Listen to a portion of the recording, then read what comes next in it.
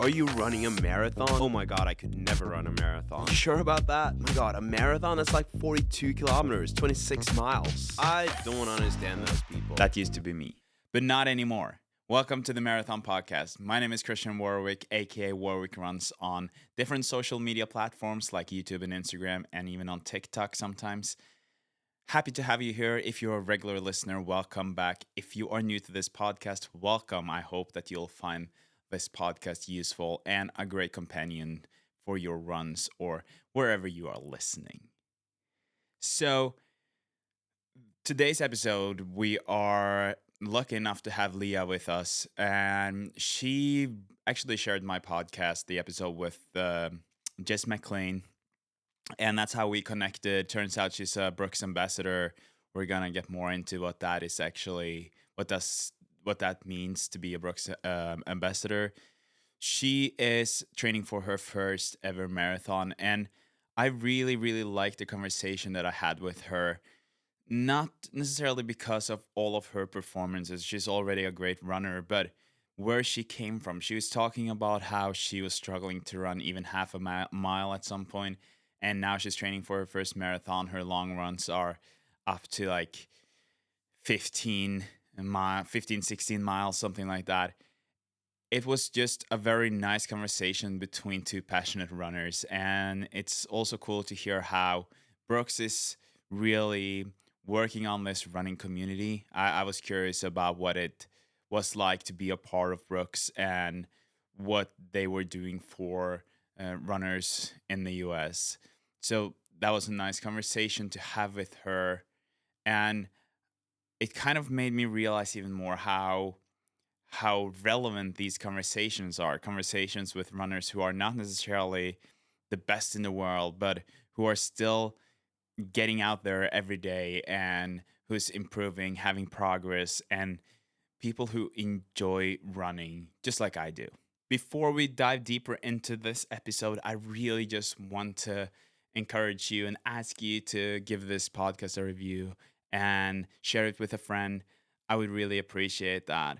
It would help me grow this podcast, and it would make it easier for me to have guests on. So please give it a review, whether you're listening to it on Spotify or on Apple or wherever you're listening. Thank you.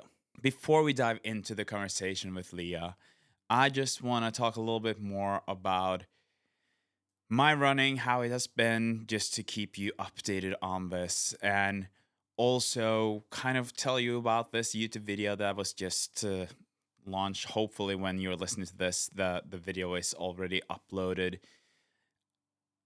I have been increasing my mileage a lot, and I've also realized that after having had guests on this podcast, I've been maybe a little bit too influenced by the runners and their ideas of, say, the long run. I know I talked about this a couple of episodes ago, so I'm not going to dive more into that long run part of this, but I do want to talk a little bit more about how, for me, I think that it's so important, and I think for you too, if you're listening to this and you have a philosophy that you've been sticking to for a while and that you believe in, to just stay true to that. And for me, I feel like I've kind of just been too inspired somehow, and I've taken some of these things that I've heard and I've used them in my own training. And one of the things or a couple of the things that I've really loved being a part of my training, my structures, one is rest days.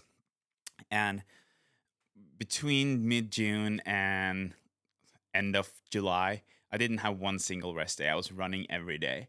And I honestly do believe in one rest day a week, so I don't know what I was thinking. And my body is also more tired now. I can tell that I have, like, today, for instance, and yesterday, I had to take yesterday off and today off just because my body is really tired. My resting heart rate is higher at night, and there are clear signs that my body is just not really, I don't know, it's not recovering. It's not really appreciating the training as much as it usually does. And I think that with the rest days, and I've talked about this before, it's insurance. Like, low intensity and rest days, those are two of the best insurances you can have to have a sustainable um, training marathon block. And so I need to be better at this going forward. Make sure that I have at least one rest day a week. And that does not contradict the fact or contradict having more miles. For me, I think it's much more important to have that rest day and then double every now and then. Like lately, I've been running a couple of times a day, and that has worked out really well. I'm used to training 2 times a day, so that's fine. But yeah, keeping that rest day really important. The other thing is that I've been good at keeping my uh, easy runs easy and at low intensity, but I've been trying to do more steady runs, harder efforts instead of doing say 10 times K. And although I do believe in those long steady runs, and I think that that will help me, I think that the the load and the time of recovery is so much bigger, longer when I do them in one instead of um, doing say 10 times K instead of 10K steady run. So that is something that I'm also gonna go back to. And with marathon training, and this is something that I've been kind of preaching this, and I haven't really been listening to it myself. I've I think I've been trying to run a bit faster than I wanted to, and I think that historically for my marathons, I've been doing the if I'd done say 10 times K or 5 times 2000 or 3 times 3K, I've been usually pretty good at running them around marathon pace, just a little bit faster. Now I've been trying to run them even faster than that. And so I don't know if that is such a good idea. It could be that will work, but I just can feel now that my legs they're not really responding when I want them to. And that's something that I haven't really had for the last couple of years. And so staying true to that intensity and threshold, and especially for marathon training, where all I need to do is be able to run for me now the targeted pace 355 for 2 hours and 45 minutes. That's all I need to do. So it doesn't really matter if I'm good at 335 pace because I don't really need that. And yes, it's nice to have that speed and have that pace in me, but for the marathon right now, I don't need it. So that is also something that I'm going to be better at. And it was kind of a hard realization the other day that I have only 5.5 weeks until my marathon. I've been thinking that it's so far, like that I have so many weeks to prepare, but now I'm kind of getting into that last part of this marathon block, and it's kind of scary. And with the heat, I mentioned that before, my confidence is taking a beating, and I felt so bad. And now that it's cooling down a little bit here in Norway, I really hope that I can get some of those quality sessions where I can get my confidence back. So those are two or three things that I've been thinking about and I really wanted to share because I think that it's easy to get caught up in those things when especially when you like listen to this podcast or for me listening to the guests, it's easy to take a lot of elements from a lot of runners and kind of forget about what it is that it's actually worked for me or for you. And we're all different, so we need to be good at that. And last thing I want to say is that I was talking to a friend of mine who recently got into running, and she's doing her first half marathon in a month or two. And we were talking about training, and I think that if you're fresh, like if you're very new to running, I don't know if I even would have any workouts in the beginning. I think I would just go out for easy runs all the time. Chances are that the easy runs are not actually easy in terms of intensity, anyways. So sticking to that low intensity or easy runs and not trying to have too many intervals or repeats, I think that that could be a good idea because in the beginning, like first few months, you're gonna have progress and you'll see results just by running more, and that will make it easier to stay free of injuries, but you will also just get used to running more. And that is all you need for your first races and for your first months of running. So, a little bit of thoughts, reflections, ideas, tips, advice, whatever you call them from me in the intro here. now I'm excited to share with you the conversation that I had with Leah, and I hope that you'll enjoy it as much as I did. Historically, I feel like Boston, or at least based on what I read, they whenever they lower the time limit or the time you have to run to yeah, the qualifying times, they have. I don't think they've had much of a cutoff time, but I think it's a bit different this year because so many people are running fast, and that's gonna make it harder. And then you have some. There's this one website, I don't remember the name of it, but this guy who's just calculating the cutoff time every year. So he starts like in September, October, and then you can just follow the trends. And based on how fast people have done their marathons so far in the qualifying window, he's kind of predicting the cutoff time. And last year he was pretty spot on. I think he said somewhere between 5 and 8 minutes, and it ended up being almost 7. So yeah, we'll see. But I do think I have to do 2:45 to get in.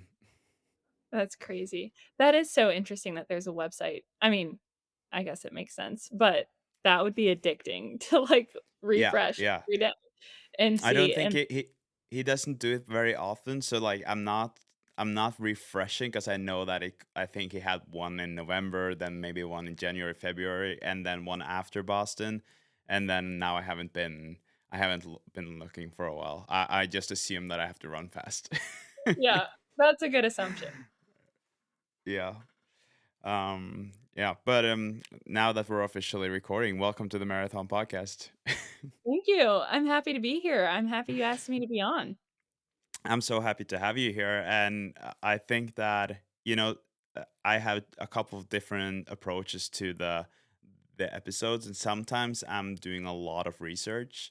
Sometimes I'm just choosing to like in this case, I just really want to get to know you in this episode. And so I don't know much more than what I've seen on your Instagram. Um, but I'm gonna let you present yourself first. And so, yeah, for me and for the listeners, who am I talking to right now? Alright. Well, I'm Leah. I live in Indianapolis, Indiana, in the United States. Um I work in marketing. So I work for a small jewelry store here locally.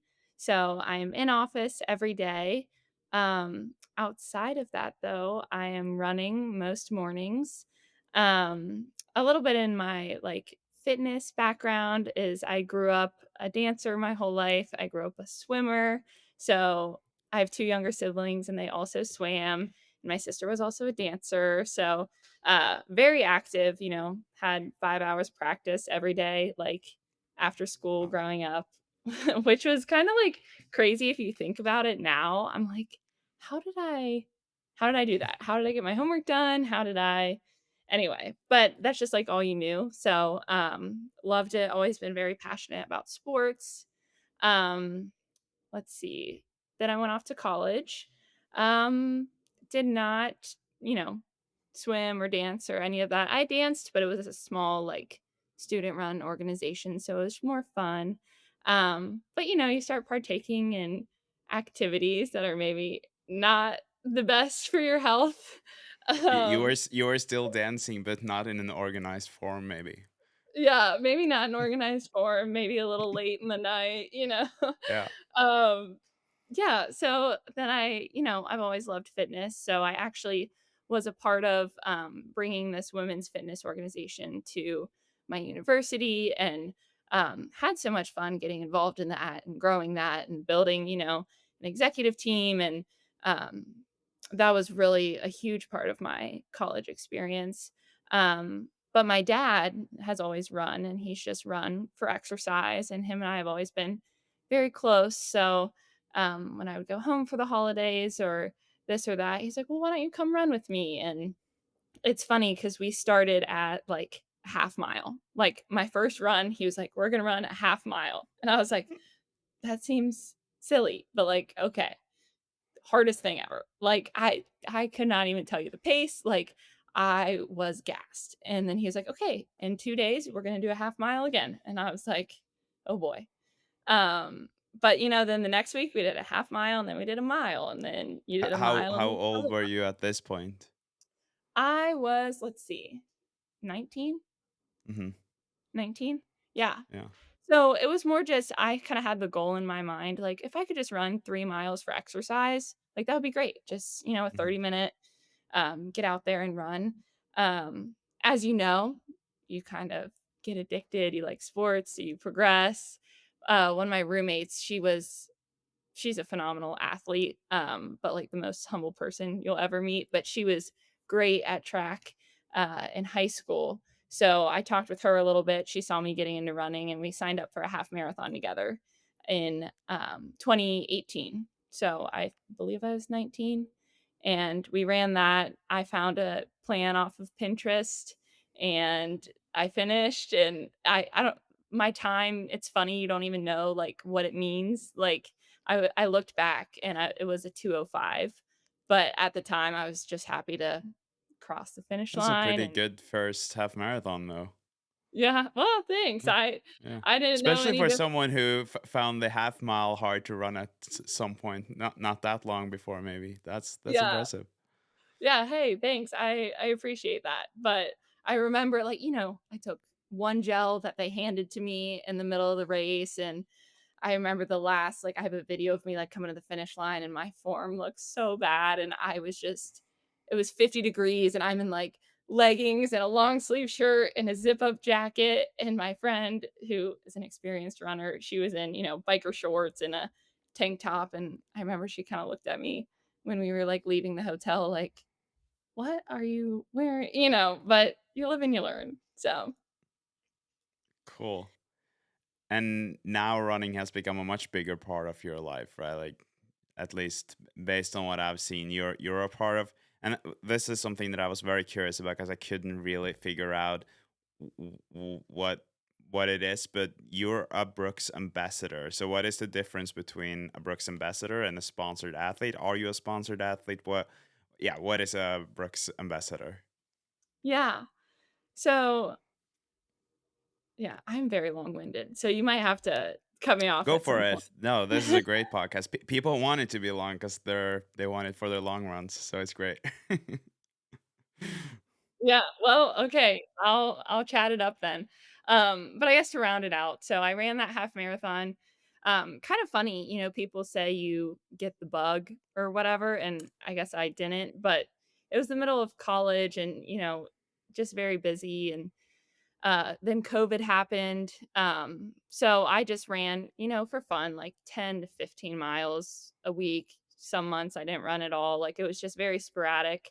Um, but then this last year, I guess 2024 is when I really got back into running. So I joined the Brooks Collective in 2024. And I think that was a big part of it. So I'm not a Brooks sponsored athlete. I wish I was. That would be amazing. But no, they have a group of runners. Some actually are in lifting and CrossFit. Um, but based in the US, and then they also have a group in Canada, and you can just apply at the end of every year. And then they select a few ambassadors that, meet their values and what they're wanting to, promote about their brand. They What I think is really great about Brooks is how inclusive they are, is they have people from all different demographics, all different speeds, ages. Some people run marathons, ultras, some people have never raced before. So they do a really good job just making like the running community feel smaller and feel more inclusive, and it makes you feel right at home, like no matter where you are in your journey. So they do a phenomenal job, I think, choosing the ambassadors, and they have, what they call their Hype Fest every year. So it's one time a year, they choose a location. This year it was in Seattle, so that was a lot of fun.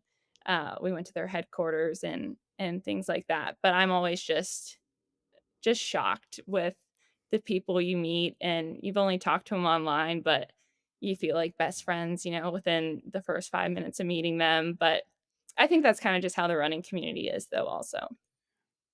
Yeah, I agree. I think I mean, I'm getting the chills here now when you're talking about it, because that's also my experience with the community. I mean, I've experienced that on like when running marathons, but also through this podcast or other social platforms. Like, people are just genuinely nice, which I really appreciate.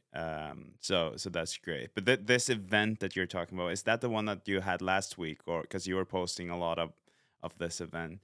Um, so at this event, is that then solely for the Brooks Collective, or is it also for uh, their pro athletes? Yeah, so it's just for the Brooks Collective. Last year, Shari Hawkins, I'm not sure if you know who she Hmm. is. She's a Brooks sponsored Olympian, and she actually came and talked to the Brooks Collective during last Cool. year's Hype Fest, which was really cool. So they have different sorts of engagements and things like that. But no, none of the pro athletes were there.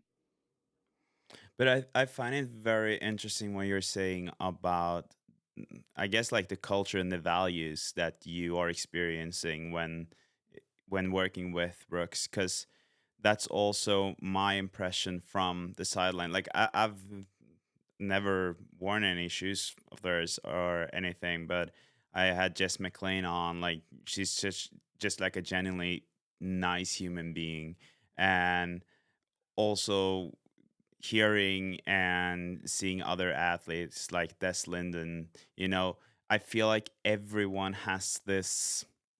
There's something about Brooks athletes where yeah, it's hard to describe or explain, but kind of what you were saying now, I'm like, yeah, I'm not surprised. And now with the Ran to Japan being a part of it too, I think Yeah. that is really cool. Yeah. So no, I think it's awesome what they're doing, and there are like a couple of brands like them and New Balance. I feel like they're there for the athletes. I think that'll, because there are a lot of brands where you feel like, oh, they're making shoes, they're fast, they have fast shoes and all of that, but it still doesn't necessarily feel like they're there for the athletes. They're more in it for themselves. Whilst with Yeah. Brooks and with New Balance, I feel like they're there to support the athletes and make sure they're staying injury free and fast at the same time. And yeah, I like that a lot. Yeah, it's really amazing. I mean, I was talking about it with a lot of the other um, team members this past weekend. Is Brooks just knows how to cultivate community, and I think it starts with the people. Everyone is super down to earth. You could get a lot of influencer type people in one space, and it's could potentially be a lot about, me or just trying to get the right photo. But, this weekend was kind of about creating content and putting that out there. But I found myself being like so engrossed in like talking to people and conversations. And it just goes by so fast that I was like, oh my gosh, like I need to get out my phone or like create something. But you just get so wrapped up in talking to like these just amazing people and individuals. And I just feel so incredibly grateful for the opportunity because it has really changed running for me.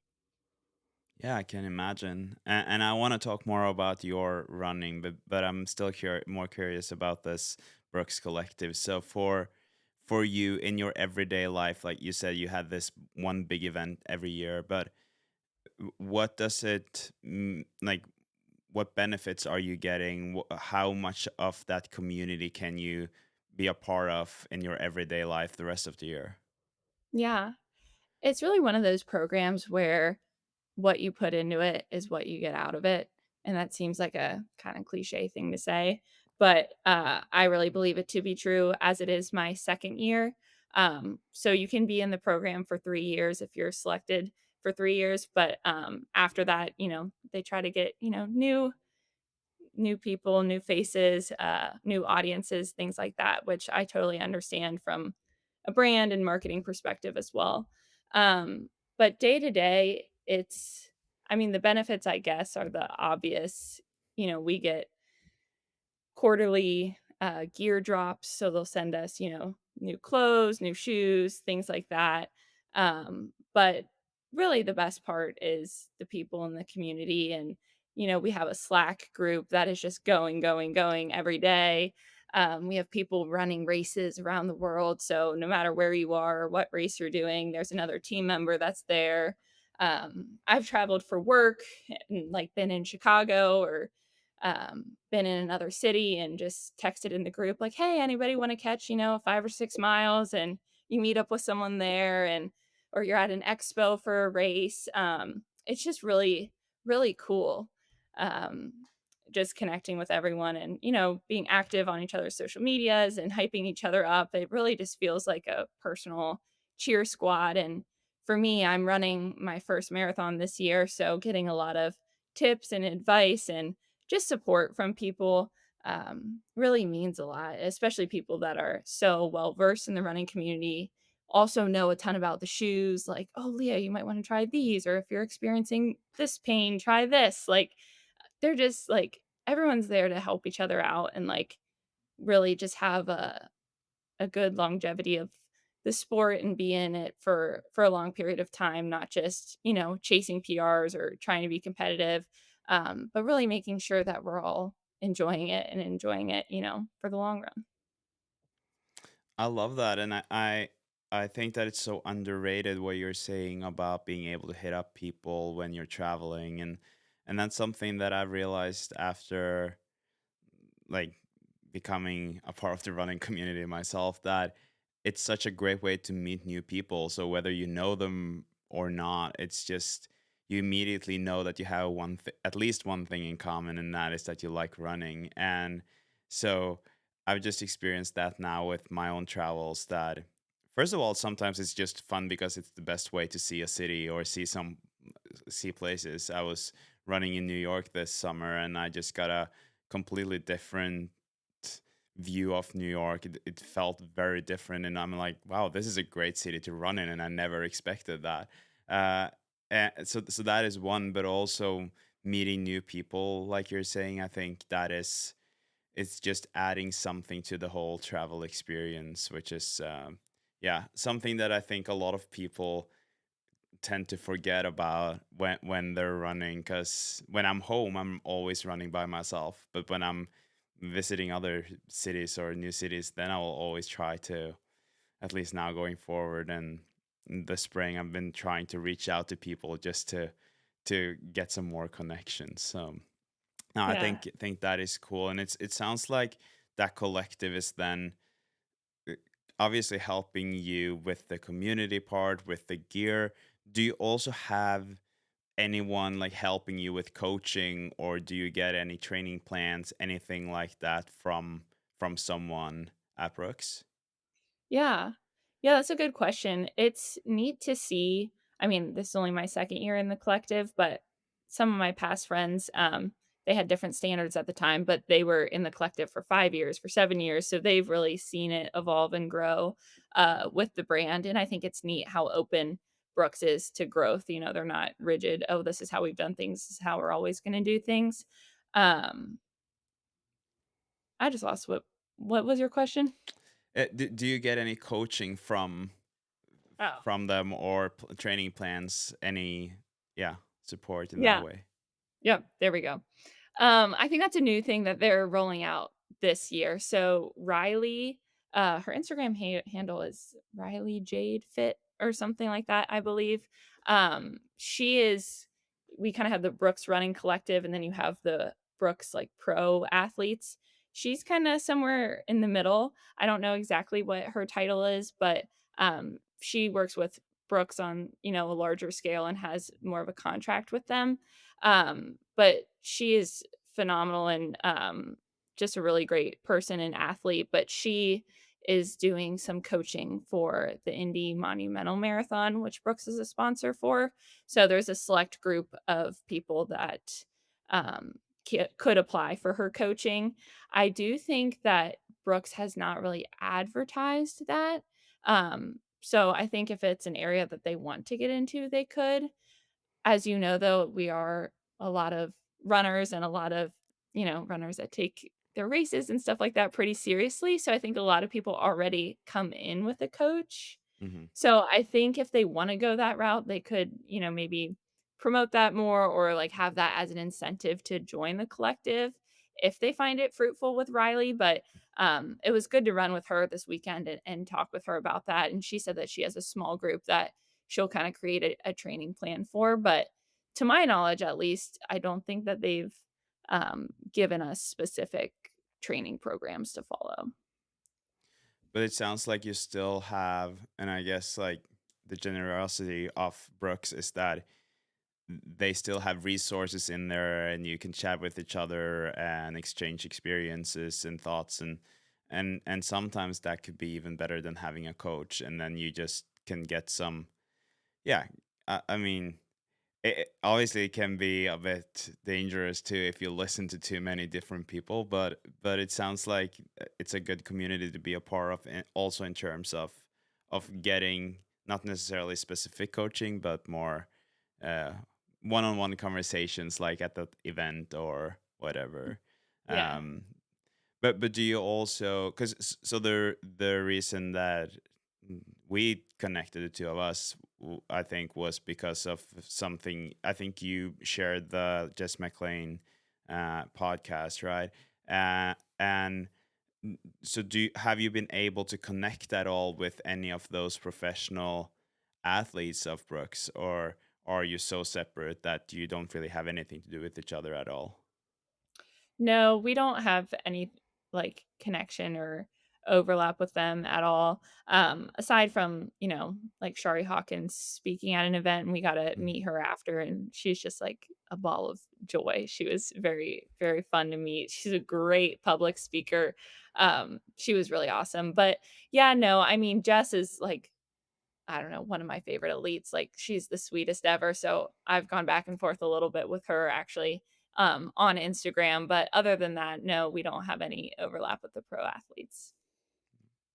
But I think that is, again, and that's to Jess's credit, it is that she's the kind of person that I think that, like, I just reached out to her randomly too, and she said yes to being on, and like we ended the conversation with her saying, Just reach out if you have any questions, if you need anything, any help with your training." And I think it says everything about her. But again, back to what I said before, that's kind of my impression with the Brooks athletes, that I feel pretty confident that whoever I reached out to, and as long as they actually read the message, they would reply and be nice about it. And yeah, I think they're very good representatives for Brooks, just like you are yourself. So yeah, good job, Brooks. I'm happy to hear that it is actually the way it looks like from the outside. Yeah, that's good. I mean, I'm biased, but I think we're a pretty cool group of people. Yeah. Okay, so back to your running. The last thing, or what you the last result you mentioned here was your 2:05, was it? Half marathon. And now you're training for your first marathon. What has happened between that first half marathon and today? And yeah, what has your journey been like? Yeah. Life comes at you fast, man. One day you're running a half mile, and the next day you're signing up for a full. So, classic, thought I would never, never, Christian, in a million years run a full. And I know that's how you start this podcast. So every time Yep. I listen to one of your episodes, I'm like, yep, yep, that's me. However, I'm still listening. Oh, Um, I have to interrupt you there because I meant to ask you, like, uh this is something that I've been questioning a lot lately, because the intro is always the same, right? With are you running a marathon? I can't believe you're running a marathon, blah blah blah. yeah. Should I change that? Or do you think it's starting to like become such a recognizable intro that it's okay? And be I like honest. it. I like it. I think it's great. Yeah. I think it's a good recognizable intro. I think if it gets to a point where you're kind of over it, you'll know. But I mean, I love it. I think it's great. And I'm like, oh, yep, here we go. Okay, good. Good. Thank you. Yeah, of course. Yeah. Um, so I gotta think back a little bit. So I ran that half marathon, finished it, was like, "Done. That was great." And everyone's like, "Oh, you're gonna sign up for another one." I'm like, "No, I'm good." Like, I just wanna run. Joined the Brooks Collective, which was great. Outside I mean, within Brooks, but also outside of Brooks, I posted on my Instagram, I posted about running, and it was just really recreational here and there. And it's funny because a lot of people in the running community would be like, "What are you training for? What's your next race?" And I remember thinking, I'm like, can I not just run? Like, I was so confused why people were always asking me, "What am I training for?" I was like, I'm just running to get some exercise." Um, and now, of course, I'm on the other side, and anytime I see a runner, I'm like, "What are you training for?" So, yeah, it just helps you get perspective when you see where people are at in their running journeys, because I feel like I can relate on a lot of levels, which is good. But so since that half ran recreationally, joined Brooks in 2024. 2023, I kind of had a lot of just like stomach issues and health issues and wasn't able to run. I was going to try to do a half in 2023, but just didn't end up working out. I kind of had some little injuries as well too. Um, so 2024 got with Brooks. One of my friends also did some coaching on the side, so I reached out to her. She created a half marathon plan. So my structured like running journey really started like August of 2024 in terms of stacking, 15 miles a week, 20 miles a week, 25, like stacking weeks in a structured way. Um so I worked with her, and then I ran the Indy Monumental Half last November. So November 2024. Our goal was sub 155, and I ran it with my cousin. So that was super fun. She, ran track growing up, and we were able to run together and had a similar pace. Um, so I ended up going 153, which I was very happy Good about. job. It was, Congrats. thank you. I appreciate it. It was a great day. It was, 40 degrees Fahrenheit. I guess I don't know what that is Celsius, but it was just cloudy. It was the best weather ever. I know Indy Monumental is kind of notorious for having good weather, knock on wood, hopefully. Um, so that was really awesome. After that, I just kept base building and trying to just be more consistent with my running. I really had the bug at that point. It's like, okay, like now what can I do for my next one? And um, I have had, a few little niggles and things like that pop up, and I found this company on Instagram called Go Run Stronger. They really brand themselves as running coaches, but also strength coaches, and all the strength coaches are PTs. So I had a call with them, met with one of their run coaches and one of their strength coaches, and really aligned with what they were doing. So that was January of this year. So I started working with them.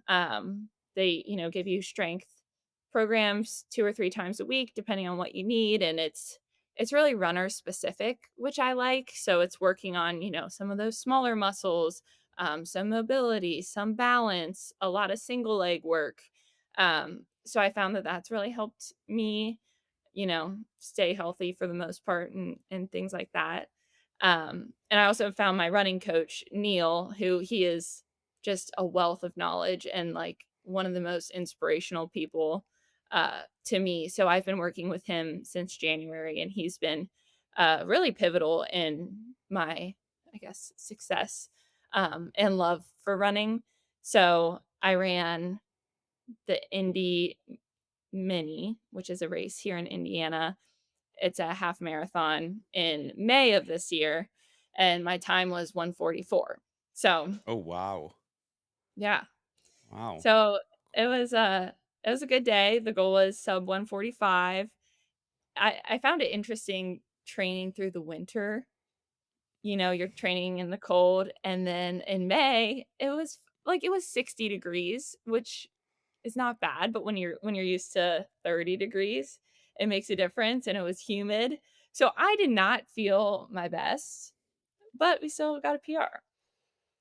Congrats! Wow, I'm left with so many questions after you telling me this. First of all, um I want to ask you about having a coach, because I think that a lot of people listening, they will some of them might be self-coached, some people are considering getting a coach, or some people might have a coach and they have good or bad experiences.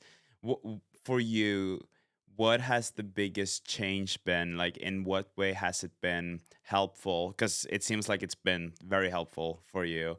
uh in what way has it been helpful for you and your running to have a coach? And also, how do you work with a coach? Because I'm guessing that that coach is not with you on every run or anything like that. It's probably a distance kind of thing. Yeah. Yeah. Yeah, so he's virtual, so he is based in Florida. Um, I think kinda back to what we were talking about earlier about the perspective, I understand both sides of having a coach and not having a coach, because I remember when I first started running and I heard that, recreational runners had a coach. I'm like, "Do you know there's, like, free plans online? Like, do you have a coach?" Once again, here we are. Um, so I totally get it. I think for me, it's been very helpful as I am, like, a very all-in kind of person, and I'm like, "Well, I'm into running, I wanna get better." The number one way for me to get better is to have someone that is trained in this, that knows how to, you know, adequately execute progressive overload and things like that for me, and, like, tell me which splits I need to be running. I didn't grow up running, so even sometimes track workouts, it's like, okay, 1,200 meters, 400, like, how far is that? Like, what are the times? And people just yell out, okay, like, splits. And it's like, I imagine it'd be the same if I did that with swimming. I'm just not used to it. So that way it's been very helpful. I think it's more just having someone take a look at your training from an unbiased perspective, and just seeing how he can incrementally help me. A lot of it has been volume. I remember when I was training for my half with Neil, I like was running, I think 12 miles maybe for my like first or second week of half training. And I remember a lot of my friends were like, "What? Like, why are you already doing that much?" And, talking with Neil, he's like, "Well, you're not trying to complete the distance anymore. You're trying to get faster. So we need to build more volume." And it's like, I wouldn't have done that on my own. I wouldn't have known to do that. I think prescribing the specific paces, the tempo workouts, um, and, he follows a lot of like a Fitz or Daniels kind of approach. So he's very like methodical, and I can ask him questions like, "Hey, like why are we doing this workout, or what's the benefit of it?" And I probably ask him too many questions, but um it's been very helpful for me to like understand the why behind things, and also like training those different systems, or training at threshold or even below threshold, and how that'll help you with this. And um his philosophy is also kind of structuring things in 12-week blocks. So, like, we had a 12-week block for my half. And then after that, I guess it probably wasn't exactly 12 weeks, but we went into the summer of speed. So, focusing on a little bit lower, like, volume or mileage, but really focusing on the speed and getting faster in the 5K, so that then when we transfer to the marathon, your speed's a little bit quicker. Those marathon paces aren't as scary anymore because you were running a lot quicker. And then also it helps with burnout. So um, that's a long-winded answer, but I like it's been the best investment for me. We're runners. We think about running like all the time. I'm always thinking about how I can get better, and to have someone like in my corner that is knowledgeable, and has the experience, like, has just been absolutely amazing. Yeah, I also want to give you some credit for, because you were saying that you were asking too many questions. But so the one thing that, because I'm still on the fence in terms of getting a coach myself. I also have a goal of coaching myself to a 225 marathon. It's like just stubborn, silly thing that I have. Um, but also coming from a sport where I used to have a coach like ringside all the time. I I would have obviously I wouldn't go out on a bike ride and I didn't have my coach with me on the bike or anything, but when we were like coming from speed skating and when we were on the ice or doing inline skating, we would always have the coach there to give us technical feedback, all of that. And the the benefit of having a coach ringside all the time is that he or she is able to see one thing is like how you're performing technically and all of that, but also it's so much easier when it comes to injuries, whatever. It's because I could immediately be like, oh, I'm hurting a little bit, my right hip right now, and then I'll get maybe they'll say, okay, then we'll just end the workout here. But if when you have a coach that is far away and probably has a lot of athletes, then I would like immediately go into the mode of thinking, well, how is he or she gonna, how are they gonna be able to like be there and see that, okay, now I'm on the limit. Now I'm pushing a bit too hard. Now I have some pain here and there. And you asking those questions, I think that is great. But have you also, and you did mention before we started recording that he did kind of adjust your plan for today because of some niggles. Like, how does that work? That's what I'm so curious about when you have a coach. How are you adjusting with things like that? Yeah. Yeah, I think a lot of the onus comes on to the athlete. I've got to be, and there's got to be a lot of trust. Like, I have to be, forthcoming if I'm feeling something pop up, or I'm fatigued, or I'm traveling for work, or I'm not sleeping, or, you've just got to be in constant communication. Um, Neil is really great with me constantly communicating with him. I tend to over communicate. I think at times I'm a verbal processor. So sometimes when I'm thinking through things or deciding between goals, he's a great soundboard and also just a wealth of knowledge that's very helpful. But yeah, like I said, I've had a little bit of shin pain pop up, and I've been working with my PT, and we were maybe going to do another 5K at the end of this summer. But him and I were just going back and forth, and he said, Leah, we already did a 5K earlier this summer. You already got a PR. You've still built the speed. We achieved what we wanted to this summer. There's no point in you going out and racing in 95% humidity, 80-degree weather on shins that are already sore right before we start your marathon block. Like, just grab some easy miles. Like, if your shin is really hurting, stop, like, listen to your body. We want you, in a good place before this marathon build. So if there's ever been, I had my bachelorette party a few weekends ago, and it's like, hey, I don't know if I'm going to be wanting to run, 15 miles Saturday morning. He's like, enjoy your trip. Like, grab some miles if you can.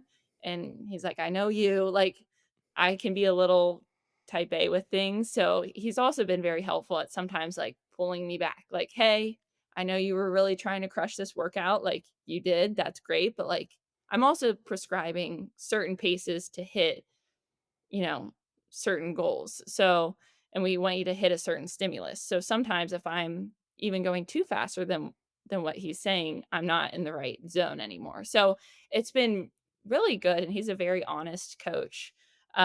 So as much as you want a coach to like push you and bring the best out of you, sometimes it's also good that to have a coach that's kind of like reels you in and like helps you focus on, the big picture. Yeah, I think you're right, and I think that a lot of people, especially if you are hiring a coach to help you, the problem is usually not that you don't want it enough. Like it's usually I think that a coach, the most important job might actually be to, like you're saying, hold back and tell you to enjoy your bachelorette party. Like, not it's okay to take a couple of days of focusing on other things and grabbing drinks instead of grabbing miles. Like, it's I think that is good. And yeah, it seems like you guys have a good way of working on it. And I mean, you definitely do see a lot of people benefiting from having coaches, and I think especially if you're um, fairly new to running. So I probably should have had one myself, but then there are so many things that you read or hear online, and you're like, oh yeah, I'm gonna do that. And then you just end up messing it up for yourself because you don't see the whole full picture of things. And yeah, no, it's cool that you guys are making it work like that. And I'm curious to hear more about your plan now going forward to the marathon and what your goal is, because you're doing your first marathon in November, right? I am. Mm-hmm. I am. So, yeah, Oh, and sorry. Before you answer that question, is it intimidating to do a marathon? Do you have a lot of respect for that distance, or are you like, I'm gonna nail this? 100%. It is so intimidating. Like I said earlier, I always was like, I will never do a marathon. Why would people want to run? I'll just use 4 hours as the general example. Like, why would people want to run for 4 hours straight, 5 hours straight, 3 hours straight? Kipchoge, like, I even 2 hours at that pace is insane, but just running that amount of time, I just never understood it. So yes, it is very intimidating. However, I think my half block this past, spring really changed things for me. I got up to 15 miles and it kind of was like, okay, I know for a lot of marathon blocks you get up to 20. I'm like, kind of already there. Like, I'm feeling pretty done at 15. Like, that was plenty. Like, that don't really need to go more. But when you think about it, and if you're training for it, I'm like, okay, it wouldn't be so bad. Um, I also, for some reason, also once I started to maybe think about doing a marathon, in my mind, I liked the idea of trying to get my halftime down a little bit or get my halftime a little faster. Once again, I think it's like the 4 hour, I don't know, barrier in my head, but like if I could run my halftime a little bit quicker, in theory, I'd be able to run my marathon a little bit quicker, which is good for me because I'm running for less time.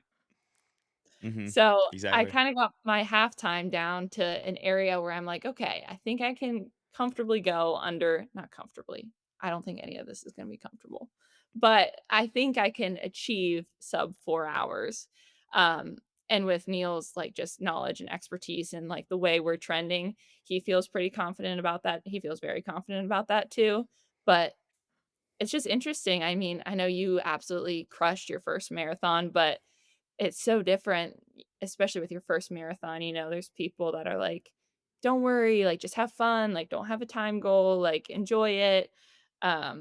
And a lot of people, blow up or, the nutrition is a huge component of your marathon that I think is just so individual and can be hard to kinda figure out, but like I said, I love a goal, I love a good goal, so I think still having a time goal will be good for me, but also just recognizing, like, it'll be a PR no matter what, and just the fact of completing one, the coolest thing to me is that everyone says, like, the moment you cross the finish line is, like, the greatest feeling in the world.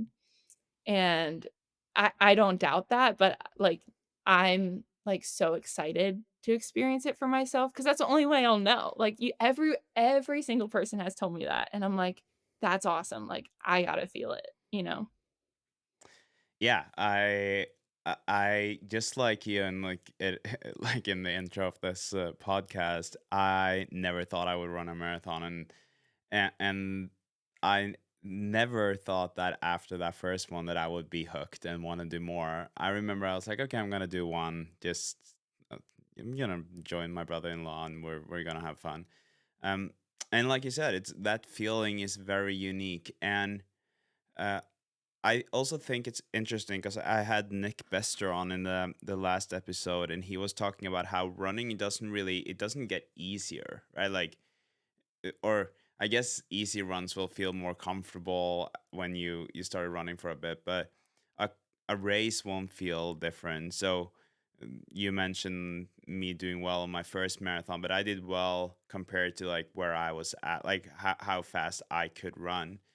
I think that it's the same for everyone, and I'm a big fan of you having goals. I think that is great because it first of all, you're more accountable. You have to put yourself out there for if you want to run a certain time. I think it's nice to have that goal, and I'm also a big fan of being vocal about it. But it's uh, I I think that when you're training for a marathon, this is the very nice thing about a marathon or the marathon blocks. I think is that you usually know before you get to the marathon what your capacity is, like where you're at. Like you said, you know your half marathon time. I never did a half marathon before, and honestly, I feel like the half marathon is much harder than the marathon. But uh, yeah, I've only done one half marathon, but it's just it's harder, but it's still quite the distance. So Yeah. it's like you have to run faster, higher intensity. Whilst the marathon, I I guess like since I knew ish where I was at, I was a and I knew how I was supposed to feel. I knew like the intensity, that my heart rate, and all of that. And so when I was halfway through my first marathon, I didn't feel tired at all. I was like, okay, now it's been good, but I had to just keep telling myself, hold back, hold back, hold back. And then I think it's important to also say that I thought that that's what every marathon would be like. And so I just told people, oh, you'll feel this way, and it's going to be very different than you think. Then I did Boston Marathon. I think Boston is a bit unique because you have the downhill sections in the beginning. But then I was so tired after 7 kilometers, and I was like, how am I going to finish? But what I think is like a very common thing for the marathon is still that it's never so hard that you can't push yourself a little bit more, right? Because I pictured the marathon being more like my experience with running and running competitions or races was the 10K. And I remember running way too fast in the beginning, and then I would just blow up and would just be so exhausted. And I was like, is that how it's gonna be from kilometer one with the marathon? And that I think I can safely say that that's not how it's gonna be. Like if that's the case, you started way too hard. But I think you'll be good. You'll probably have a lot of fun, and then like you said, it's gonna be hard, but usually it's not. At least for me, it's not hard in the way where you're almost dying until you have like, I don't know, 6 to 8 miles left or something like that. Yeah. That's what I've heard, is I've heard if you race a marathon, quote unquote, correctly, the first 16 to 20 miles should feel I you don't wanna say easy. It's not easy to run 20 miles, but, like, comfortable, like, pretty relaxed. Yeah. So, I I mean, don't you know. should be able to almost talk to people, not have full on conversations, maybe, but at least for me during the Boston Marathon too, like up until halfway, I was chatting with people, not like because I wanted to be chatty. It was more like, what is your goal? Can I just run behind you because you have a good pace? But I think that uh, it's okay to use the word easy, but it's still not easy. It's just much easier than you expect from a race where you're racing. And then obviously the faster you run, the harder it's gonna be, and like the better shape you are in, the higher intensity you can have throughout the marathon, I think. But no, I think I it sounds like you're gonna have a good experience. And if you're already up at 15 miles, is that what you said? Yeah. Yeah. No, you'll be good. I mean, it's so different when you're racing anyways. You can't really compare it to any of the long runs you're doing in training, I think. Yeah. I don't know. I was really excited about it, especially after the half and then, had a good 5K and was feeling really good. And then recently, we were talking about it earlier, but the heat and humidity, I have had some really, really tough long runs and I'm just like questioning. I'm like, I don't even know if I can do a marathon anymore. Like these are pretty tough. But, I was talking about it with some buddies on my run this morning. It's like you got to have those bad runs and, kind of would rather of course them happen during your training cycle and early in your training cycle rather than at the race, and it helps you push through a lot. At least for me, I notice it's more mental at that point when you're like, you know, a few weeks ago I was 8 miles into a 16-mile run and I like had to stop and walk and I was just very tired and I was like, I could give up now, but I'm gonna finish it. And I'm like, that's probably what the last like 6 miles of the marathon could feel like. Hopefully not this bad, but it helps you push It's mentally. gonna be very different, I think, because at least in my experience with the heat, the body just shuts down. Yeah. The last day we had in Boston this year, so that was it was 80% humidity and like in the 90s, right? And so hot. And I was running and felt like, oh, this is good, much better than I thought, because I was even considering just skipping that run because I felt like it was a bit too hot. And I was stupid because I waited until maybe 2 p.m. to go for a run. But I felt great. And then, like, I don't know, less than 3 miles into the run, it was almost like just like this, and I had to call my fiance and I was like, hey, can you come pick me up? I can't, I'm not able to. And that was such a weird feeling, because and that will never happen in a race if the conditions are okay, right? Like you will feel, at least for the marathon, you will know a little bit how you're feeling, and it's more like your body controlling whether it's working out or not, not just some external stuff like heat coming and killing you. So, Yeah. but what does your training look like now that you're training for the marathon? And I think this could be interesting for listeners, because you've had this. It sounds like you started early on with half marathon, but you've been building up and you've been doing some shorter races, and so like you said, also summer of speed. Like you've been training a little bit maybe differently, but then now you're training towards a marathon. What are the big differences for you in your training? Yeah. Um, so I think after the half, I, took about a week or so off, and then just started building into the speed. So, Neil and I have kind of kept things in the, you know, 30 miles per week up to like, 40s, mid 40s miles per week. Sorry, I don't know the kilometer No, you're uh, good. You're good. Most of the conversion. listeners are from the US, so you're good. And Oh, really? I'm yeah, I think it's like 80-90% or something like that. Oh, well, Yeah. hey. Okay. Well, there you go. Yeah. Um, so but that was kind of the volume I was at for my half. So we kept the volume consistent, and then on Wednesdays, I would more than likely go to a track, and we would do some track work and also a few, like, tempo or kinda threshold. I guess it was more so threshold runs, or, like, 2 miles at threshold, then, a few 1,200 meters, then 800 meters, and 400 meters, then a few fast 200s, and it was good for, as I got more fatigued to kinda go a little quicker, and, um, that really helped with my speed and just also, like, than a 740 pace or whatever. For me, that used to be pretty hard.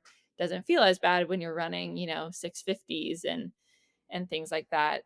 So now transitioning to the marathon, um, it'll be interesting these next few weeks. So I am getting married in 2 weeks. Oh, wow, So congrats. yes, thank you. It's crazy that it's 2 weeks away. Um, I figured it was close since you had your bachelorette party, but I just didn't know if it was, or how close you were to it. That's exciting. Yeah, yeah. Yeah. So it's very exciting, and that's also been, we were talking about the benefits of a coach, but I was talking to Neil about this, back in May. It's like, okay, how do we have a good build? And like, you know, I'm gonna go on a honeymoon after my wedding, and I would, and my fiance probably would prefer me not to, wake up and run 18 miles. So, how can we kind of, factor that in? And so we had some great conversations about it. And with how Neil kind of structures things with 12-week blocks, he's like, in between those 12-week blocks, I try to do like one or two kind of down weeks, as that's important for your body, but also for you mentally. So, kind of around the wedding and the honeymoon, those will kind of be a down week. If you can get some easy miles in, great. But once again, no pressure. We'll be full steam ahead. And he said, like, okay, before we were even decided to do the marathon, he's like, let's map it out. Like, when would 12 weeks be before, the Indy Monumental Marathon? And I mapped it out. And I was like, okay, 12 weeks would be the day I get back from my honeymoon. And he was like, okay, you're doing it. So I still technically, since we've kept my base up a little bit this summer, technically 12 weeks doesn't start till mid-August. But for now, like I said, I've had a little bit of just shin pain pop up, nothing bad, but I think the speed has kind of triggered it. So now we're kind of cooling off from the really fast stuff. So probably just log a few easy miles in the 30 mid 40 range these next few weeks, and then we'll start the build. So Neil only programs things 2 weeks in advance, just to make sure like I'm hitting paces and progressing as we want, rather than like, hey, here's your 12-week plan, go ahead. Which I really like because I think it's less daunting that way. And I think it, like, elicits conversation, like, "How'd the long run go? How'd you feel?" Like, if I had to cut it short, or, we were talking about heat training, if I wasn't feeling well, like, then maybe he'll adapt next week's training just based on that. So I don't know specifically what it'll be like. Um, Talking with him though, it seems like it'll be a lot of, threshold runs and stuff like that. On Wednesdays are kind of my workout days. Monday, Tuesday, Thursday, Friday are easy days. And then I have strides thrown in there as well. And then Saturdays will be a long run. So he's got some pretty gnarly workouts that he's told me about, some marathon pace alternating with, I don't even know, threshold pace, maybe things like that. So I'm not super looking forward to those, but um, yeah, I think the goal was kind of to peak maybe around 55 miles a week, but it'll just all depend on how I'm feeling, how the body's adapting. But I think it was pretty good that I was able to, for the most part, without really any pain, like hang around the 45 miles per week range, for most of June and July. So I think volume, hopefully my body will be okay with. I think sometimes just the speed along with it was a little much, but I tend to sometimes overdo things, so that's on me. No, but that is the tricky part. I think it's I wouldn't say it's easy to build mileage because yeah, it's not. But I think it's much easier to build mileage if you're just going like if you're doing low intensity training. But as soon as you start adding more of that and especially speed work, then you have to be careful. So, but do you have rest days at all, or what does Yeah. how is that structured? Yeah, so during my half block, I had 2 rest days. I took Thursdays off and Sundays. Um, we added a 6th day this summer as well, on Thursday, so now I just take Sundays off. There've been a few times if I was just kinda feeling off, I'll take Thursdays off, but I think, to hit the mileage for the marathon, running 6 days a week will be very beneficial. Yeah. You know what you should do when you get married. I heard on another podcast they were talking about this trend where you start your Strava when you walk down the aisle When you walk down the aisle, and yeah. it just like got married. Yeah, I know. I somebody else brought that up. I'm like, "Oh boy." I don't even know if I'm not gonna be wearing my running watch, can guarantee that. No, I was gonna say that's sounds a bit. You would have to hide it at least. Yeah. Yeah, no, that's so funny though. Yeah. I think that there's one thing that is at least that was intimidating to me, and it still is like sometimes going out for that longer run. It's it's hard sometimes, especially when you get to like 15 to 20 miles. Um and coming from like most runners, if they're doing a marathon, they haven't done marathon training before, so maybe like 6 to 8 miles is peak of what they've been doing, and that has been more than good enough for their training. Now that you are heading into these like this big marathon block, and you've been increasing the length of your long runs, how has that been, and what would you say to those who are very intimidated by that distance? Yeah. Oh boy, good question. I feel like I'm in no place to be giving any any sort of advice. I honestly, I think that you're probably the best one, and not I'm not talking about advice in terms of like how to do it, because I think everyone will do it. But it's like for me, for instance, before I started training for my marathon, I the longest I've ever ran was like a half marathon in training at some point. But then I was so proud. Like I was like, oh my god, I went out and I ran a half marathon in training, just easy. Like it wasn't hard, but like easy. But still, coming home, I was tired, and so oh wow. Uh, and I think that for people knowing that, okay, I have to do this every week for 12 to 16 weeks, whatever, and it's most likely even longer for the longest of those. It's more like the mentality. What would you say, like, for people to prepare for it? People who are now maybe peaking at 10 miles or less. What would you say to those people? Yeah. Yeah, no, I hear you. It's less advice. It's more like, okay, what's your mentality about it? Mm-hmm. Um, when I was doing my half training, it's funny that you bring this up because I remember the first 10-mile run, I like, got up early and you're like kind of nervous and I'm like, okay, like told my fiance like if I don't feel good, like here's where I'll be, like, I'll call you, like, can you just be available? Like, just 'cause I don't know, you don't know. It's running for a long period of time for you. Um, but, you finish that one and you feel good, and then, next week it's 10 miles again, or it was 11 or 12. I don't remember exactly what it was.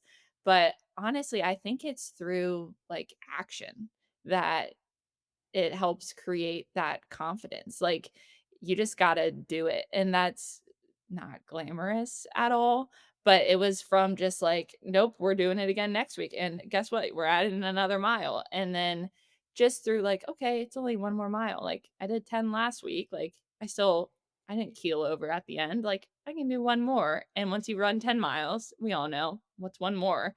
Um, so then I think once I was doing that, it kinda got to a point where 12 miles was like, "Oh, just another 12-mile run," and didn't get nervous. You've got your fueling down, you bring your water bottle with you or whatever your strategy is. But I think it is just really like understanding the first few will be hard physically probably and mentally, but knowing that if you just keep showing up, it gets easier. And I think that at least for me, it was more mental just to do it, and get it out of the way, and then it kind of becomes routine. So then when I had a 15 miler, I wasn't as intimidated. I was like, "Oh, well, I've done 13."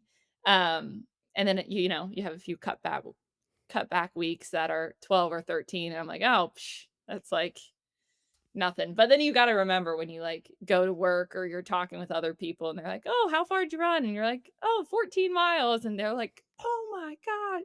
It's you got to take things into perspective. But yeah, Yeah, I would say you should be careful saying, "Oh, today I only ran 10 miles." yeah, That's I know. that's where you can sound a bit cocky or arrogant, but at least Yeah, like for runners who people who are training for a marathon, they will understand. But if I tell someone who's like happy if they do half a mile like you said were doing in the beginning, and I was like, oh, it was a short one today, it was 10 miles. I'm sure yeah, they would be like, oh, yeah, right, for sure. yeah. But I think what you're saying about one more mile or half more, like whatever, however much you increase it, it's such a good example. I remember reading a book once where this guy was talking about someone who was very inactive, and they were gonna kind of increase their activity levels throughout a year. And he said, well, go out and then you walk for or walk or jog for like 1 minute today. Tomorrow you do 2 minutes. The day after 3 minutes. So you just increase it by 1 minute. And that sounds like nothing, right? Like if I was gonna walk out my door and be out for 1 minute, it would just seem crazy. But then at the end of the year, you would have 365 minutes, and then you're walking for hours. So I think that uh, that is such a good way of looking at it. Also with running, right?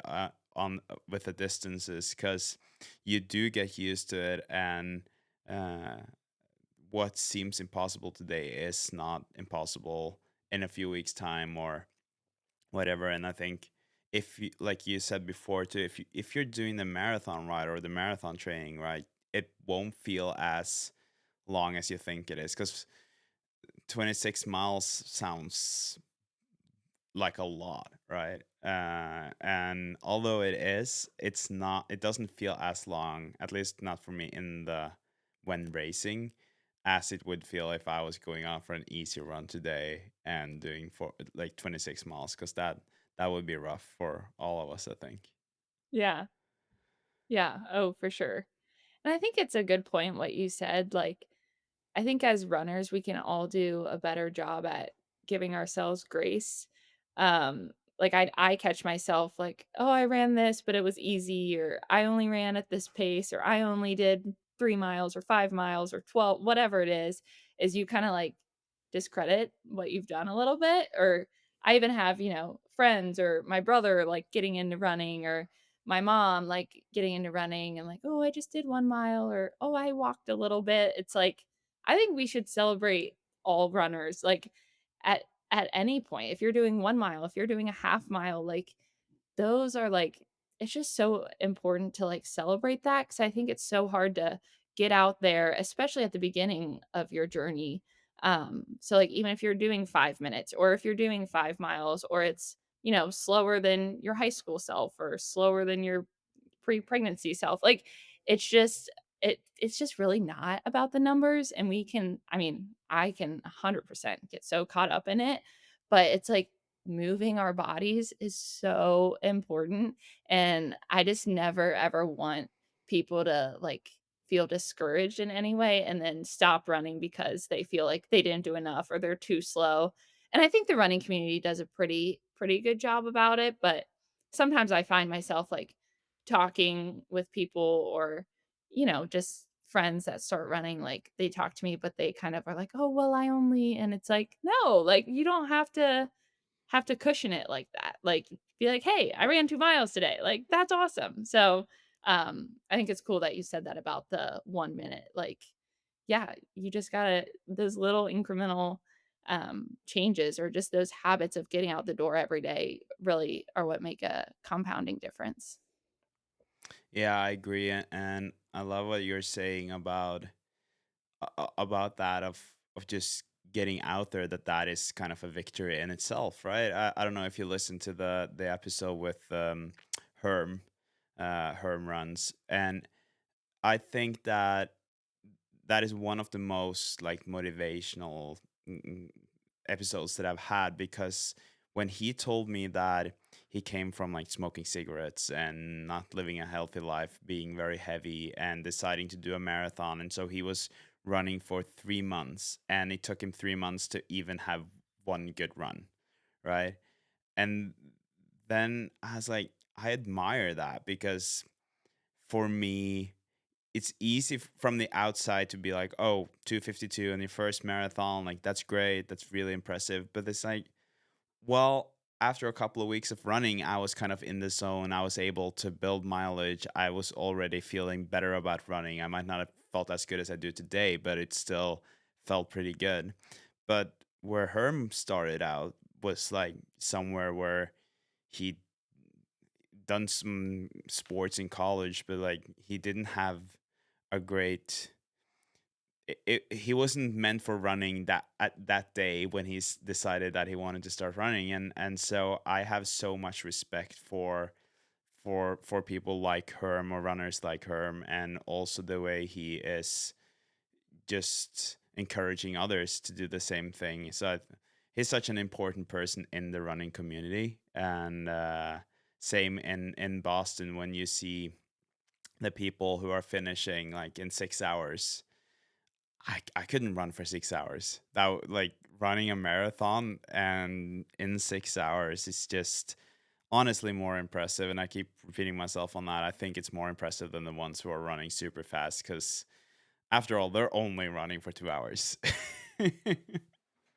Yeah, for Yeah. sure. There's a lot of grit, and it's interesting to hear everyone's stories and how they get to that first time when they lace up their shoes. I think it's really cool. Yeah.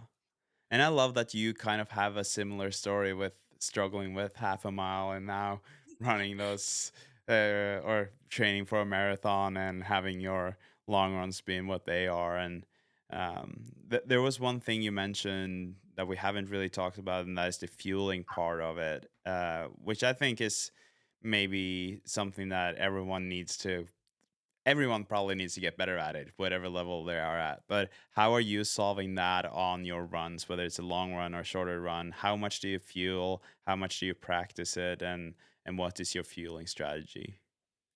Yeah. Um, like I said, I think this is the first, like, actual summer that I'm running consistently because I kinda started running consistently last August, so it's kinda towards the end. It's very different in the heat, I've noticed. Um, like I said, I think my coach has been a great resource with that. I also follow a few, like, sports dietitians and stuff on Instagram. I'm just really making sure I'm having a gel every 30 minutes. I learned about myself that I am a very salty sweater and I need a lot of sodium in general. Like, I notice in my overall diet, I don't get a lot of sodium. I don't have a lot of, frozen meals or packaged snacks. So in America, at least they talk about how everyone has too much sodium. But for runners, it's like very important. So I've like started to add salt to everything I'm eating because I last year had a few runs where I felt like so nauseous or would get sick and like couldn't figure out why. And it's like, oh, you don't have enough sodium, you're dehydrated and that. So once I figured out add sodium to everything you're eating and drinking at all times, Leah, like, then we were golden. So I just make sure I have a gel every 30 minutes. I've been pretty lucky, knock on wood, that I haven't had any gel that, like, really doesn't sit well with me. Um, and then I use, like, either BPNs, like carbohydrate and sodium mix or, like Noon Endurance and put that in my water bottle with some extra electrolytes. I am curious though, as my runs get longer, how that'll go, like, so I'll probably need another water bottle if I'll, like, loop back around. I also had a few, like, half marathons where I had to pee so badly at the end of the race, which is maybe a silly thing to say, but I'm like, now I'm No. doubling that. I don't know. My coach said he thought I drank too much, like, right before, so I've been trying to, before my long runs, like, not have a big glass of water and then go run. But, like, kinda hydrating more the night before, like, I'll have a lot of, like, electrolytes the night before a run. That's really helped me. Or, like, before a race, kinda stop drinking, like, 90 minutes before the gun goes off. Because that didn't happen to me in May, but in November, I like, the last 2 miles, that was hard to run with a full bladder. I wasn't gonna stop, I had a time goal, so that was kind of a weird thing that, you learn every race. But yeah, for nutrition, I feel like I'm still kinda learning, but trying to just stay with, like, the 30-minute kinda guidelines that I've heard. Yeah, I think that's a good rule. Personally, I don't think I'm good enough at that, especially on my long runs. And like you said, bringing a bottle with me, it's such a silly thing to like care about, but I just hate having a bottle in my hand. And like today, I was wearing a vest with my bottles on it, like the Ultra solution kind of, but I still don't like it. So it's hard. I think that what you were saying about maybe looping and having a almost like a station for yourself, whether it's with your car or the best solution is obviously if you can have someone with you. I've had that a couple of times where I've simulated marathons in training and I'm just had a friend with me on the bike, Oh, yeah. filming me and providing me with drinks and or water, gels, and That's a good everything that friend. I needed. Yeah, it's a good friend. So, no, I think that that is good, and I think it's impressive that you already, like, before your first marathon, that you have that structure in your training with the fueling, because I feel like that is something that people usually learn the hard way, like during their first marathon block or their first marathon, and be like, oh, I need to work on this because I haven't done that in training. Just yeah, I think it's so important. People tend to forget, myself included, before my first, that that is something you actually need to practice. You need to train your stomach to handle the gels, and train your body to eat and digest during the race. So Yeah. Yeah, I mean, there's no guarantee I won't bonk or something like that won't hurt, but I've just heard from enough people like, "Oh, look at the splits from my first 13 miles." I'm like, "That's great." And then the last splits are not the same. And it's like, "Oh, well, I didn't really take any gels." And I'm like, "This is." I'm all about control. I'm like, if there are things that I can control, if I don't want to gel at mile 4, too bad. Like I yeah, so I'm pretty structured about that. yeah, I think that's good, and I think it's so important to have. I mean, like, in terms of your first marathon, I think it's so important to have a plan for it. I remember I actually had, because since it was such a small marathon, my fiance and her family, they were just driving next to the course, and they stopped and provided me with everything I needed. I wrote on each gel when I wanted it. So it's like, since I'm used to kilometers, it was like first one at 5 or 7 kilometers, and then just kept it going. And I think that is so nice to have that plan. And then you will probably get to a point where you're like, okay, now I can't have another gel, because then it's just going to come back up. And that's where I think that's where the hardest decisions are being made, because you might need the energy, but you also know that it's gonna prevent you from keep running, because yeah, and I don't think there's a right answer to that. I haven't solved that one yet. When I had, like, what was it, 4, 5 or 6 miles left in Boston, and I threw up in my mouth, and I got the Morton gel back up, and that was not a very pleasant experience either. No. Okay, so you haven't solved that one. I have not solved that one. I have solved it in a way that I know that, just like you said, I need it frequently. I need to do it throughout the race. But I think that I've made, I guess I've definitely made that mistake during my first marathon, because then I was uh, having a gel and drinking in, like, a long uphill section of the course, which was stupid because I felt so good. And then obviously when you do that, you need more oxygen when you're running uphill, because your effort might be higher, and you have to hold your breath kind of when you're eating, or yeah. So that was stupid, and I it really backfired. It was not a good experience. And then after Heartbreak Hill in Boston, so after, like, when we were done with all the hills, then I had another gel on the way down there. And I guess, like, maybe I should have timed that better too, and waited a little bit and let my heart rate go down a little bit more. But I'm not sure at that point, when you have just a few miles left, your body will react differently every time, and you don't know. And I've heard people who are struggling to get anything in after that point. And I don't know. Like, I think that if you have energy when you're at 22 miles or something like that, then you'll be fine. You don't need to have that last gel unless you Yeah, feel like you're you bonked. But I don't know.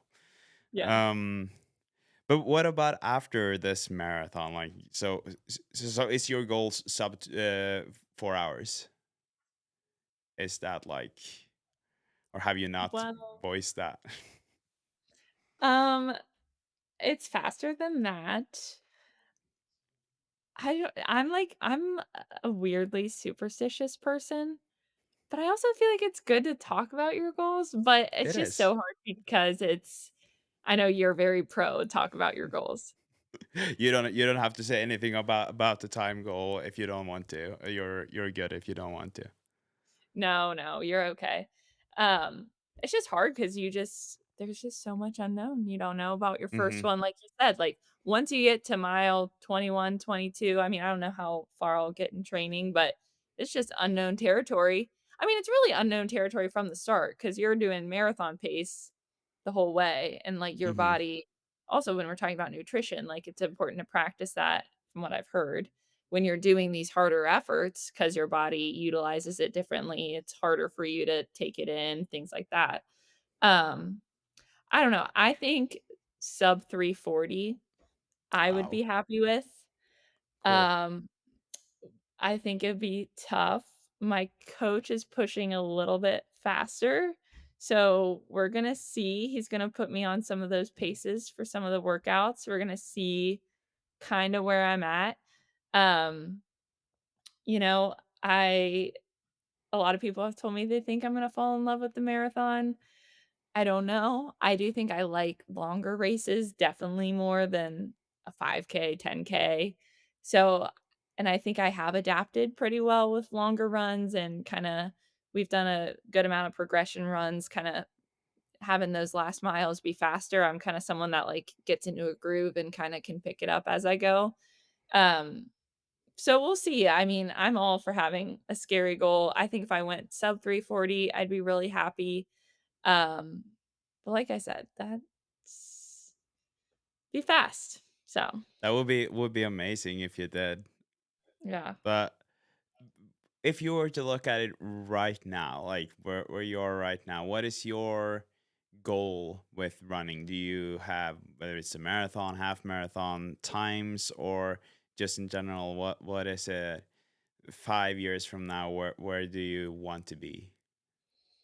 Oh man, hard-hitting questions. I'm a big dreamer. So I would love to be a sub 3 or sub 3 marathoner in 5 years.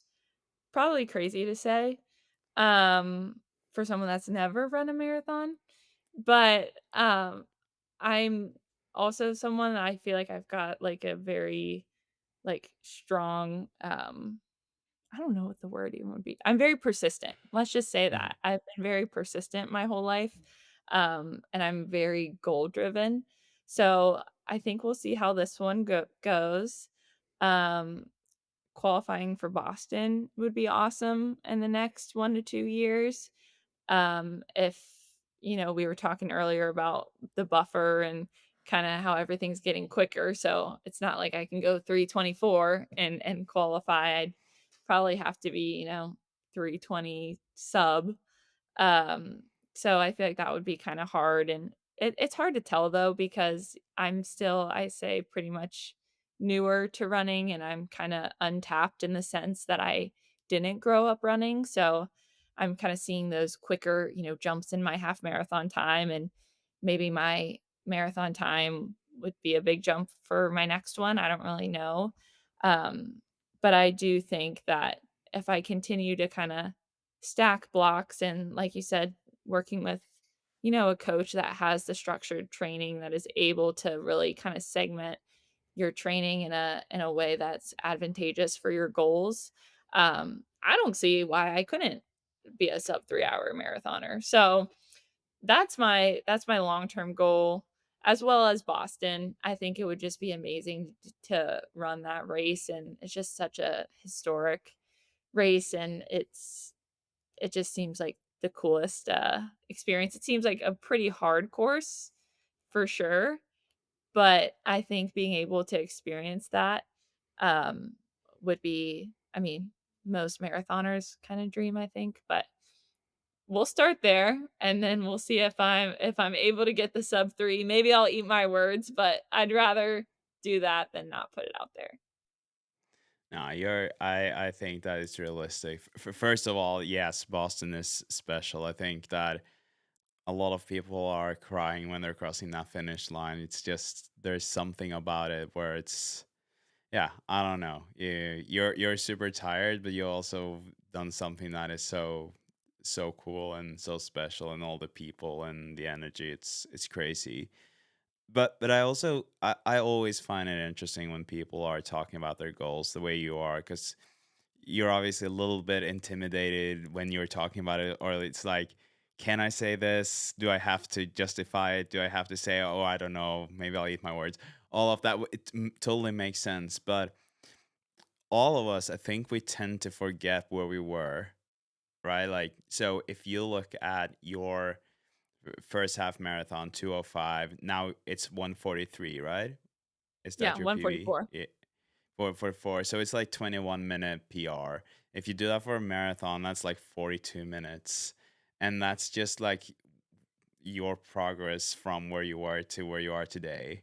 And who's to say that you can't like have just as much progress going forward?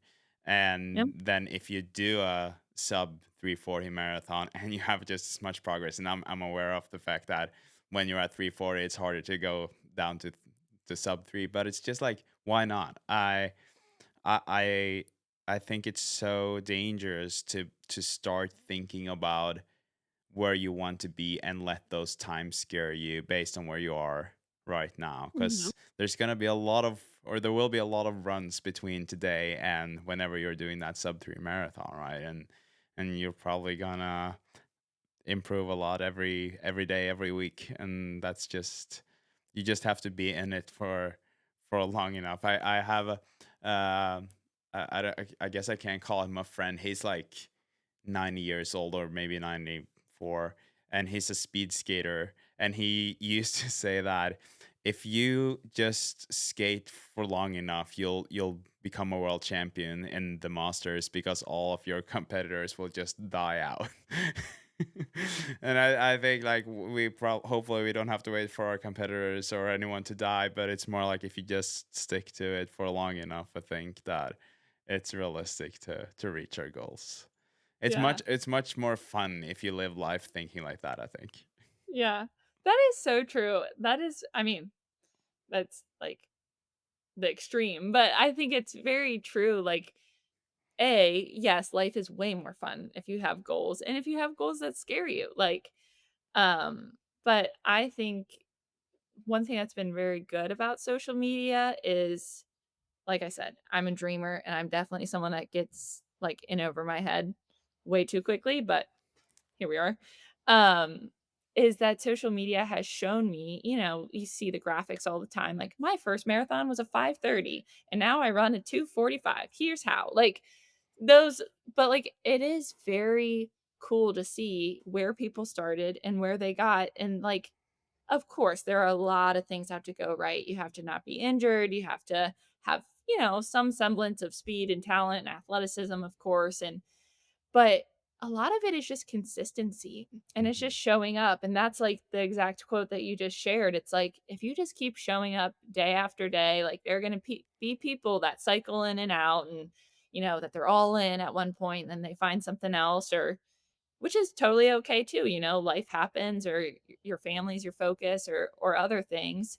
Um, so, but to me, I think that's given me a lot of hope that it's like, oh, well, if this person did it and they were in their late 20s or they were in their 30s or when they did it, it's like I kind of always have the mentality of like, well, why not me? Um, but yeah, we'll see. Yeah, keep that mentality. It's gonna get you further. That's for sure. That's the one thing that I think we can agree on, all of us. No matter what, that mentality will get you further, because it's gonna make you show up every day. Yeah. Yeah. I I think that is a great way to end this episode, Leah. I've had so much fun. I think this is a great conversation, and I honestly do think that a lot of people will be able to learn from this, and I hope that people will follow your journey, and especially now for the upcoming marathon and with your wedding and all of that. Good luck. I'm excited to keep following you. Yeah. It'll be a big year. And, thank you for having me on, Christian. It honestly felt like a conversation with an old friend. So, I love your podcast. I've listened to every episode. I love learning about like real runners like me, or just hearing people's journeys just as I shared. I think it's really inspiring to see what people can do um when they, show up and are consistent and have goals. So I really have enjoyed your podcast, and I'm honored that you wanted to interview me even though I haven't done a marathon yet. So fingers crossed, November goes okay and I make it to the start line. This was one of the conversations that I didn't want it to end. It was such a good one, and I there were several times during this conversation where I was like, I really feel like the listeners will enjoy this, that the listeners will get something out of it. And I love when that happens, because this podcast is not for me, it's for you guys. And I think that so many of the things that Leo's talking about can be used for runners who are established, but also maybe especially for new runners. And I think that it's really impressive and cool to hear how Leah is so aware of those things that a lot of us don't really learn until we've done several marathons. And I mean, in terms of fueling, in terms of intensity, all of that. And yeah, that was a fun conversation.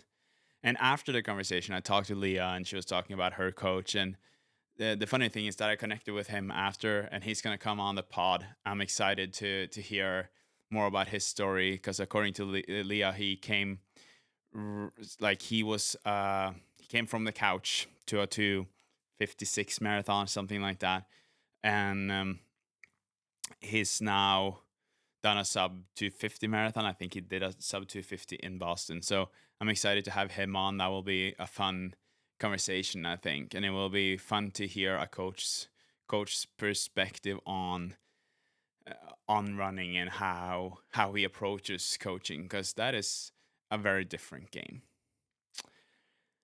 I think that is it for the marathon podcast for this episode. I am very happy that you listened to this podcast, and if you liked what you heard, please give it a review. Would really appreciate that. Follow it and share it with a friend. Thank you for listening. Have a good day. Have a good week. I'll talk to you in the next one. You'll listen to the Marathon Podcast, brought to you by Well Studio.